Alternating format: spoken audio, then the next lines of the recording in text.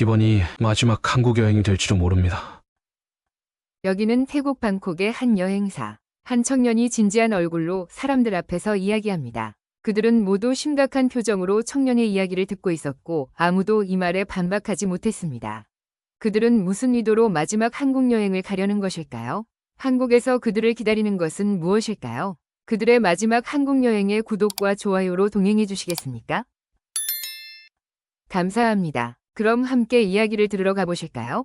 안녕하세요. 저는 태국 방콕 출신의 수파와 탐마차이입니다. 현재 28세이고 한국 전문 여행 가이드로 일하고 있습니다. 저는 2PM의 니쿤이라는 가수를 통해 한국 문화를 본격적으로 알아가기 시작했습니다. 태국 사람이 한국 아이돌이 되어 큰 인기를 누리는 것이 너무 멋있고 신기했습니다. 친구들과 함께 2PM의 노래와 춤을 따라하며 한국 음악에 빠져들었고 저는 한국어의 독특한 억양과 리듬에 매료되어 노래 가사를 따라 부르며 자연스럽게 한국어에 관심을 갖게 되었습니다.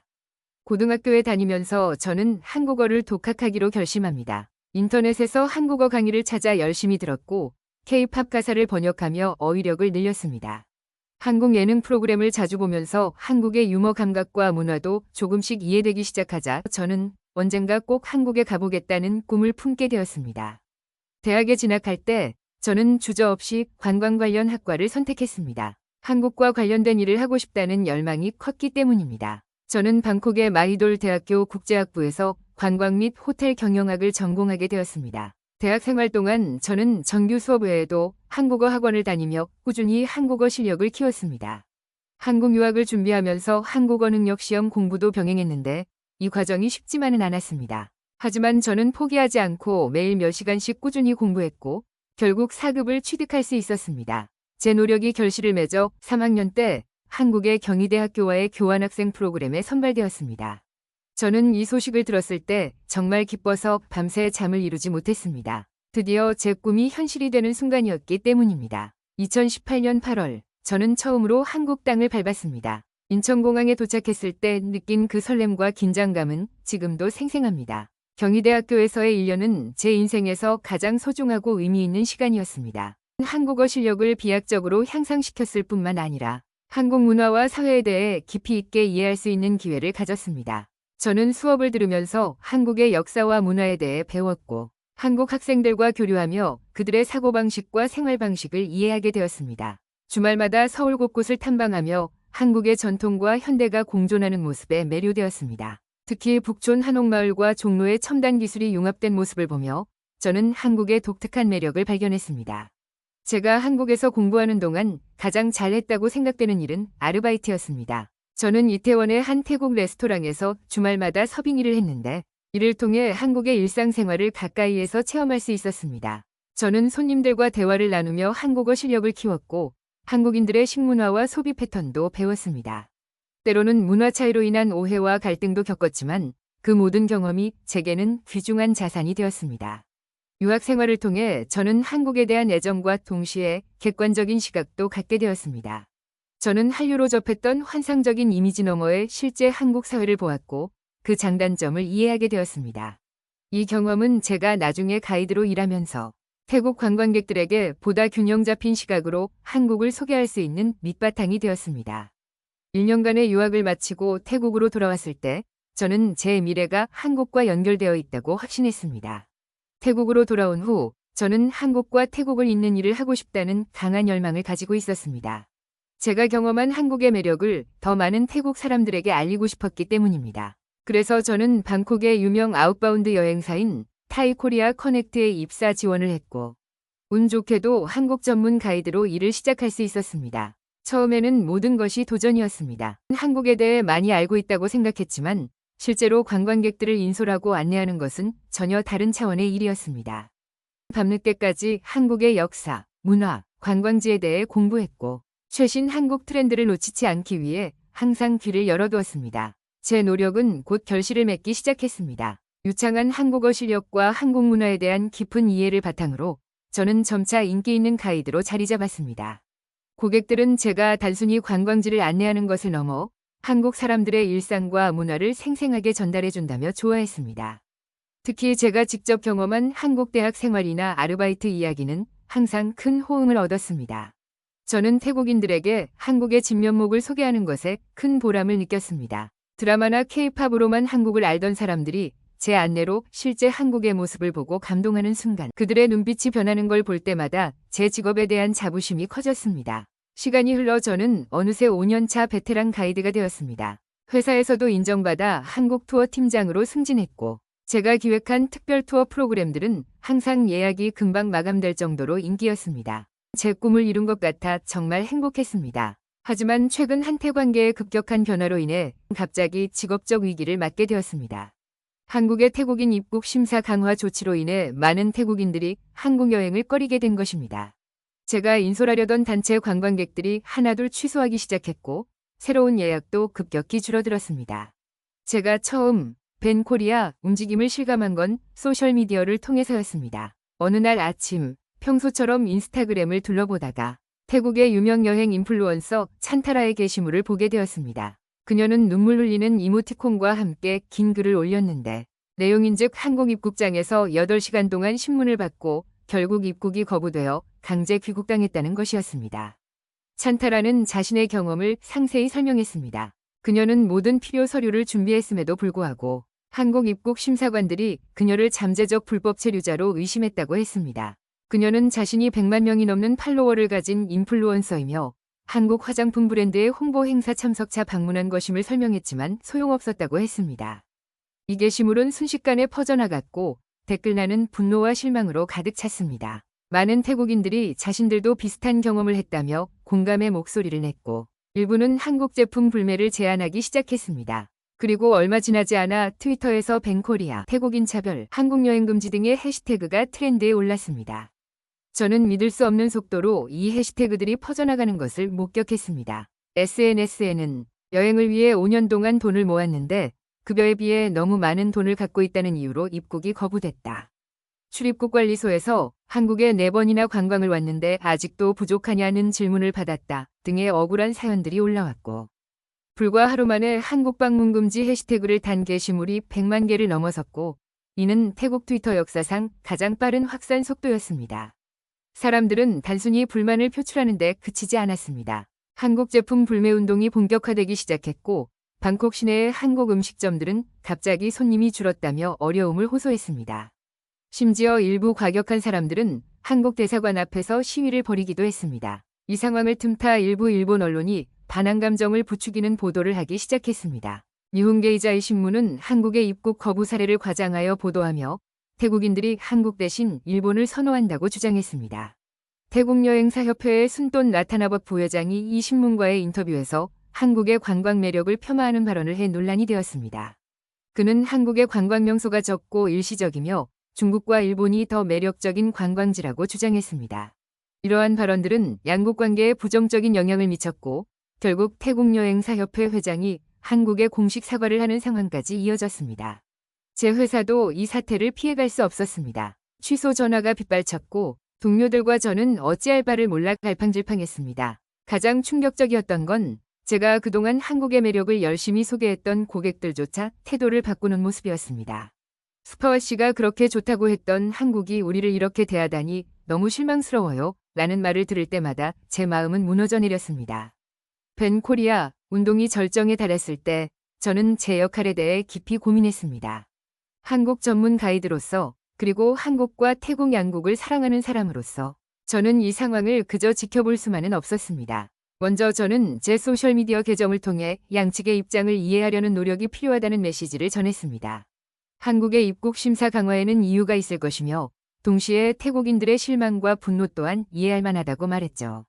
그러나 이 글은 모두에게 비난을 받았습니다. 한국을 옹호한다는 비난과 태국인의 편을 들지 않는다는 비난이 동시에 쏟아졌습니다. 회사에서도 어려움이 계속되었습니다. 저희 팀은 한국 여행 상품을 다른 나라로 대체하려고 노력했지만 많은 고객들이 아예 여행 자체를 취소했습니다.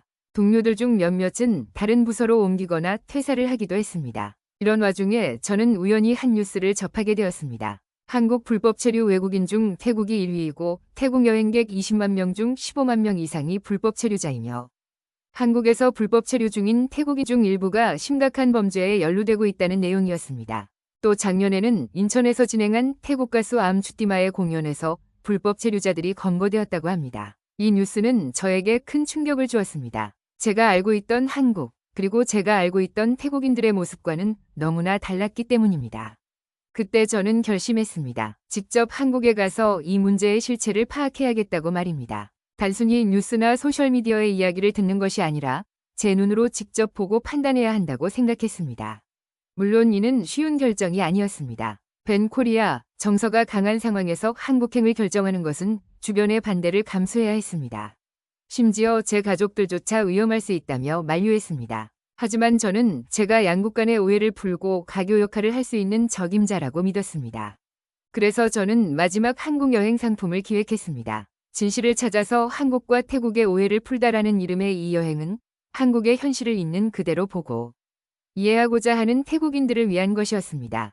예상대로 처음에는 신청자가 거의 없었습니다. 하지만 저는 포기하지 않고 SNS를 통해 이 여행의 의미와 중요성을 계속해서 알렸고 결국 10명의 용기 있는 태국인들이 저와 함께 이 여정에 동참하기로 했습니다.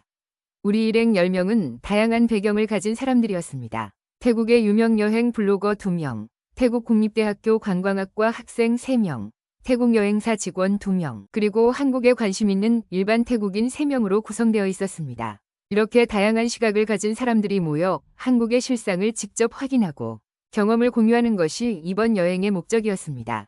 2024년 4월, 저희는 불안한 마음을 안고 한국행 비행기에 올랐습니다. 과연 우리는 어떤 한국을 만나게 될까요? 그리고 이 여행이 양국 간의 갈등을 해소하는데 조금이나마 도움이 될 수 있을까요? 이 질문들을 가슴에 안고 저는 인천국제공항을 향해 날아갔습니다. 제가 알고 있던 한국, 제가 태국 사람들에게 소개해왔던 한국에 과연 무슨 일이 일어난 것일까요? 6시간의 비행 후 인천국제공항에 도착했을 때 우리 모두의 긴장감은 최고조에 달했습니다. 입국 심사대로 향하는 동안 제 가슴이 마구 뛰는 것을 느낄 수 있었습니다. 태국에서 들었던 이야기들 때문에 차별을 당하거나 불쾌한 경험을 할 것이라 예상했기 때문입니다. 그러나 예상과 달리 입국 심사 과정은 놀라울 정도로 순조롭게 진행되었습니다. 심사관들은 우리를 차별적으로 대하지 않았고 오히려 매우 전문적이고 효율적으로 업무를 처리했습니다. 그들은 우리의 서류를 꼼꼼히 확인했지만 불필요한 질문이나 의심의 눈초리는 없었습니다. 심사를 마치고 나오면서 저는 공항 관계자에게 태국인의 입국 거부율에 대해 물어보았습니다. 그는 실제 태국인들의 입국 심사 탈락 비율은 오히려 줄었다고 했습니다. 2019년에는 7%였지만 올해는 4%로 떨어졌고 전자여행허가 제도를 도입한 뒤에는 입국 거부 사례가 확실히 줄었다고 합니다. 우리는 엄격한 입국 심사가 진행될 것을 예상하고 마음을 단단히 먹었지만 의외로 이전과 큰 차이가 없었습니다. 한국 여행을 자주 다녀본 사람이라면 알 것이라고 생각됩니다. 우리는 서울 도심에서 더 큰 충격을 받았습니다. 종로의 거리에서 우리는 태국어로 된 현수막을 발견했습니다. 불법 체류자 자진 신고 기간이라고 쓰여 있었고 그 앞에는 많은 태국인들이 줄을 서 있었습니다. 호기심에 이끌려 그들과 대화를 나누어 보니 대부분이 불법 체류자였습니다. 한 여성은 5년째 불법으로 체류 중이라고 했고 다른 이는 관광 비자로 입국해 일을 하고 있다. 곧 털어놓았습니다. 한국에서 2개월 버는 것이 태국에서 6개월 버는 것보다 많기 때문에 한국에 오는 것이 더 낫다고 합니다. 또 블랙리스트에 오르더라도 일정 기간 지나면 해제되어 다시 올 수 있기에 한국에 온다는 것이었습니다. 우리는 그들의 이야기를 들으며 충격에 빠졌습니다. 법무부 통계에 따르면 2023년 9월 기준으로 한국 내 태국인 불법 체류자 수가 무려 15만 2천 명에 달한다는 사실을 알게 되었습니다. 이는 한국 내 전체 태국인 체류자의 78%나 되는 수치였습니다. 더욱 놀라운 것은 이 수치가 2015년이 5만 2천 명에서 8년 만에 3배나 증가했다는 점이었습니다.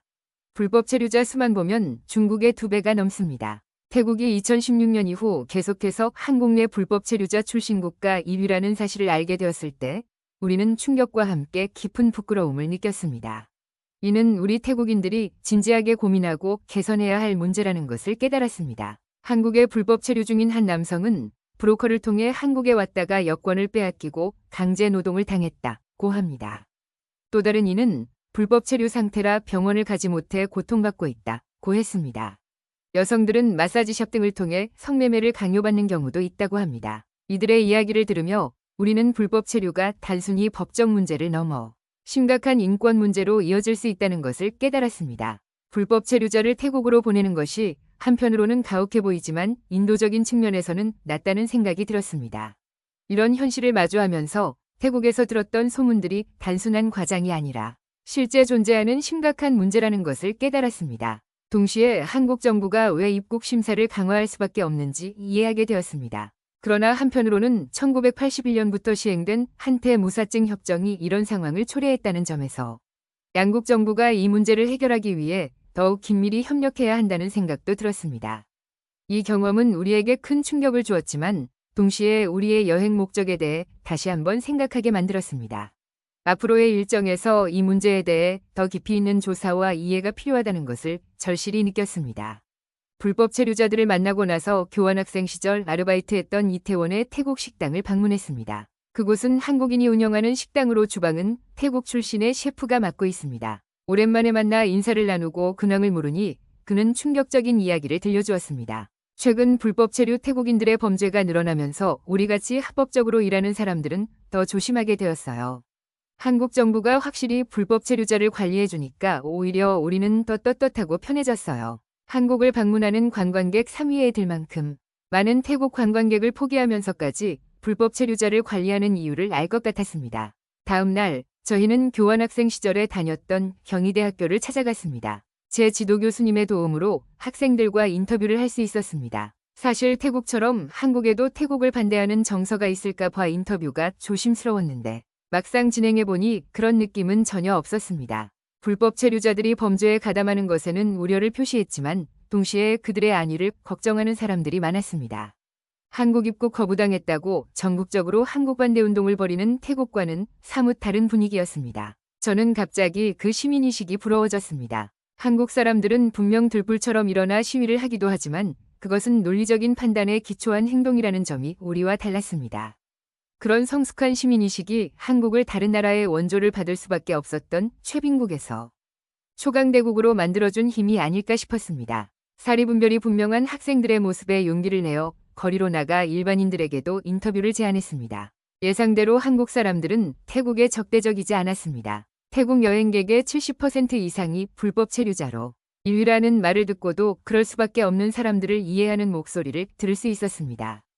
한 아주머니는 그런 식으로라도 한국에서 돈 많이 벌어가서 성공하면 좋겠다고 말씀하셨습니다. 그 소리에 제가 놀라 불법 체류한 태국 사람들이 밉지 않냐고 물었더니 한국도 가난해서 온 국민이 허리띠 졸라매고 열심히 살았던 때가 있어서 이해가 된다고 하셨습니다.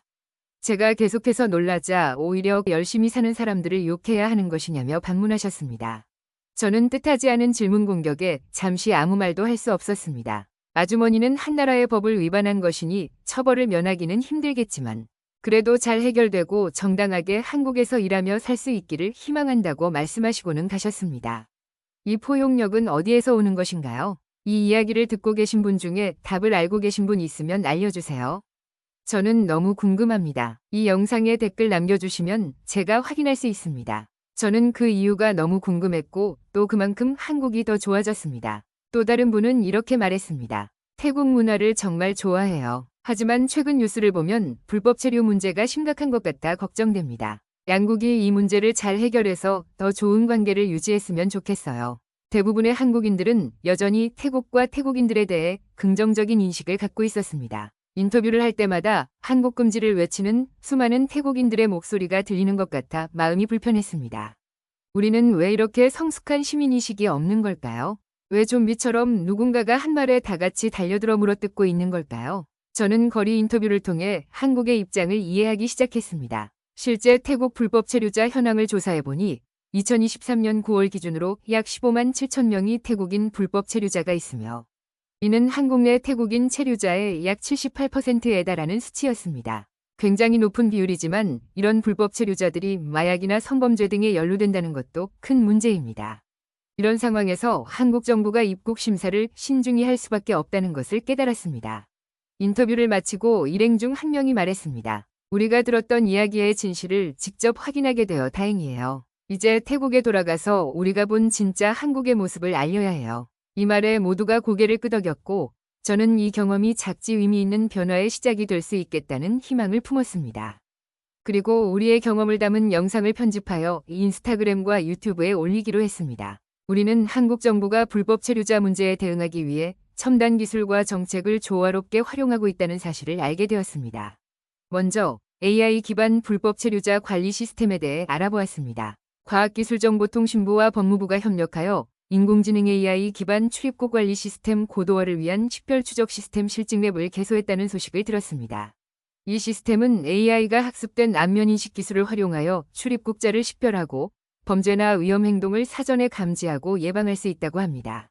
실증랩에서는 법무부가 보유한 출입국 관련 데이터를 안전하게 학습할 수 있도록 철저한 보안 시스템을 구축했다고 합니다.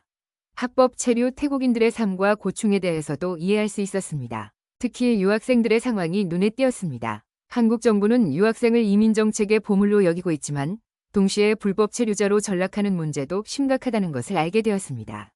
우리는 베트남 출신의 우옥경 교수를 만나 이야기를 들을 수 있었습니다. 그녀는 유학생들 중에는 브로커를 통해 오는 경우가 많은데 이들은 높은 수수료 때문에 빚을 지고 오는 경우가 많고 아르바이트 시간이 제한되어 있어 빚을 갚기 어려워 결국 불법 체류자가 되는 경우도 있다고 설명했습니다. 한국 정부는 이러한 문제를 해결하기 위해 육성형 이민정책을 추진하고 있다고 합니다. 우영옥 이주사회통합정책연구소 소장은 유학생들의 취업을 위한 진로지도 상담과 지역 산업체와의 연계가 필요하며 체류 자격 변경이나 취업 과정에서 어려움을 겪지 않도록 시기별로 관리하는 체류 생애 시스템을 마련하는 것이 중요하다고 조언했습니다. 이러한 정책들을 통해 한국 정부는 불법 체류자 문제를 해결하면서도 합법적으로 체류하는 외국인들의 권리를 보호하고 나아가 그들이 한국 사회에 기여할 수 있는 인재로 성장할 수 있도록 지원하고 있는 것 같았습니다. 우리는 이러한 한국의 대응 방식이 기술과 정책을 조화롭게 활용하여 복잡한 문제를 해결하려는 노력의 일환이라고 느꼈습니다. 이는 우리 태국에도 좋은 모델이 될 수 있을 것 같다는 생각이 들었습니다. 일주일간의 한국 여행을 마치고 태국으로 돌아오는 비행기 안에서 우리 일행은 이번 여행의 경험을 정리하며 깊은 대화를 나눴습니다. 우리가 직접 보고 듣고 느낀 한국의 현실은 태국에서 들었던 것과는 많이 달랐습니다. 방콕 공항에 도착하자마자 우리는 각자의 SNS 계정을 통해 이번 여행의 경험을 공유하기 시작했습니다. 특히 한국의 입국 심사 과정이 공정하고 효율적이었다는 점, 그리고 실제 입국 거부율이 예상보다 낮다는 사실을 강조했습니다. 유명 여행 블로거인 수아는 자신의 인스타그램에 이렇게 썼습니다. 한국의 입국 심사는 엄격하지만 공정합니다. 오히려 2019년에 비해 입국 거부율이 7%에서 4%로 줄었다는 사실 알고 계셨나요? 한국 여행 진실을 말하자. 태국 국립대학교 관광학과 학생인 나타포는 페이스북에 장문의 글을 올렸습니다. 한국의 불법 체류자 문제는 우리 태국 사회에도 큰 영향을 미치고 있습니다. 우리가 어떻게 하면 합법적이고 책임감 있는 방문객이 될 수 있을지 함께 고민해 봐야 할 때입니다. 여행사 직원인 제 동료 파이리는 회사 내부 회의에서 새로운 관광 전략을 제안했습니다. 한국 여행 상품을 판매할 때 단순히 관광지만 소개할 게 아니라 한국의 법과 문화를 이해하는 프로그램도 포함시켜야 이를 통해 우리 관광객들이 더 책임감 있는 여행자가 될 수 있을 거라 생각했습니다. 저 역시 제 유튜브 채널을 통해 이번 여행의 경험을 상세히 공유했습니다. 특히 한국의 AI 기반 출입국 관리 시스템과 유학생 지원 정책에 대해 설명하며 이것이 태국에도 좋은 모델이 될 수 있다고 강조했습니다. 우리의 이런 노력들이 태국 사회에 작은 파문을 일으키기 시작했습니다. 많은 사람들이 우리의 게시물에 댓글을 달며 한국에 대한 오해를 풀고 있었고 언론에서도 우리의 경험담을 다루기 시작했습니다.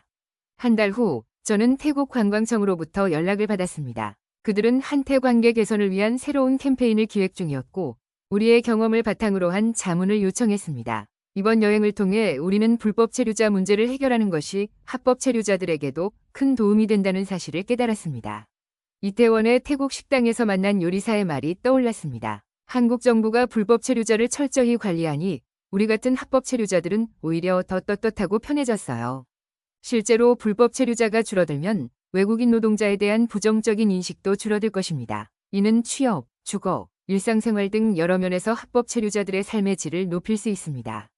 또한 정부의 지원과 관심도 합법 체류자들에게 더 집중될 수 있을 것이고 궁극적으로는 합법 체류자의 비중을 늘릴 수 있을 것입니다. 이러한 인식을 바탕으로 우리는 태국 관광청과의 미팅에서 새로운 제안을 했고 관광청 관계자들은 이 아이디어에 큰 관심을 보여 곧 구체적인 기획에 들어가기로 했습니다. 우리는 이 프로그램이 한국 문화에 대한 이해와 존중을 높이고 양국 관계를 개선하는 데 도움이 되기를 희망합니다. 주한태국 대사는 태국 불법 체류자 숫자를 줄이는 것이 중요하며 노동자를 훈련해 한국에서 필요한 인력으로 한국의 노동력 부족 문제 해결에 기여하고 싶다고 말해 한국과의 관계에 희망의 불씨를 던졌습니다. 앞으로도 우리는 샵 한국도 가자라는 해시태그를 사용하며 책임 있는 여행과 체류 문화를 만들어가는 데 기여하고자 합니다. 우리는 이제 한태 관계 개선을 위해 각자의 위치에서 할 수 있는 일들을 찾아 실천하고 있습니다. 이 작은 노력들이 모여 언젠가는 한태 양국 관계의 큰 발전으로 이어질 수 있기를 기대합니다. 지금까지 수파와 탄마차이의 이야기였습니다. 어떻게 들으셨나요? 감동 캐리는 이번 일을 계기로 여러 생각을 하게 되었는데요. 외국인 노동자의 비중을 늘려야 한국의 인력 문제를 해소할 수 있다면 불법 체류 노동자를 무조건 내보낼 것이 아니라 그들을 구제하는 제도를 만드는 등 글로벌 강국으로서 한국의 포용력을 넓히는 정책을 해나가야 된다는 생각이 들었습니다. 미국이 강대국이 된 것도 적극적인 이민 정책으로 많은 사람들이 자유를 찾아 미국에서 살기 시작했기 때문이라고 합니다. 강대국의 반열에 들어선 우리나라는 자원이 부족하고 인구마저 급격히 줄고 있어 외국 노동자들이 필요한 상황입니다. 이 과정에서 문제들이 생긴다고 해서 무조건 막는 것이 능사는 아니라고 봅니다. 우리 시청자분들의 생각은 어떠신가요? 지금까지 세계 속 한국 이야기를 캐오는 감동 캐리였습니다. 오늘의 이야기에 공감하신다면 구독, 좋아요를 눌러주시고 전체 알림 설정까지 해주시면 다음 이야기를 놓치지 않고 받아보실 수 있습니다. 오늘 하루도 즐겁고 활기차게 보내시길 바랍니다. 감사합니다.